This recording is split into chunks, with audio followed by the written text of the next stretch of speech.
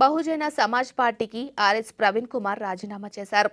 ఈ మేరకు ప్రవీణ్ కుమార్ అధికారికంగా ట్వీట్ చేశారు. బరువెక్కిన హృదయంతో బీఎస్పీని వీడాలని నిర్ణయించుకున్నట్లు పేర్కొన్నారు. తాను ఈ సందేశాన్ని టైప్ చేయలేకపోతున్నానని, కానీ కొత్త మార్గంలో వెళ్లే సమయం వచ్చినందున తాను తప్పక టైప్ చేయాల్సి వచ్చిందంటూ క్షమించమని కోరారు. తనకు మరో మార్గం లేదని, కొత్త దారి ఎంచుకోవాల్సిన పరిస్థితి ఏర్పడిందని, పరిస్థితులకు అనుగుణంగా కొత్త దారిలో నడుస్తానని ఆ ట్వీట్లో ప్రవీణ్ తెలిపారు. ఇటీవల తెలంగాణలో తీసుకువచ్చిన నిర్ణయాల వల్ల పార్టీ ప్రతిష్టకు నష్టం కలగకూడదని ఈ నిర్ణయం తీసుకున్నానన్నారు.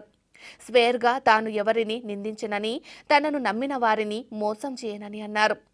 చివరి వరకు బహుజన వాదాన్ని తన గుండెలో పదిలంగా దాచుకుంటానని ప్రవీణ్ కుమార్ ట్వీట్లో పేర్కొన్నారు.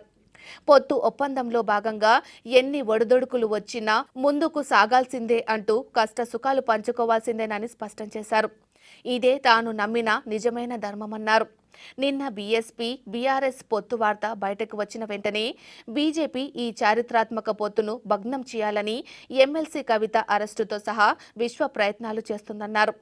బీజేపీ కుట్రలకు భయపడి తాను నమ్ముకున్న విలువలకు తిలోదకాలు ఇవ్వలేనని, ఈ ప్రస్థానాన్ని ఆపలేనని ప్రవీణ్ కుమార్ స్పష్టం చేశారు. అనంతరం బీఆర్ఎస్ అధినేత కేసీఆర్తో ఆర్ఎస్ ప్రవీణ్ కుమార్ భేటీ అయ్యారు.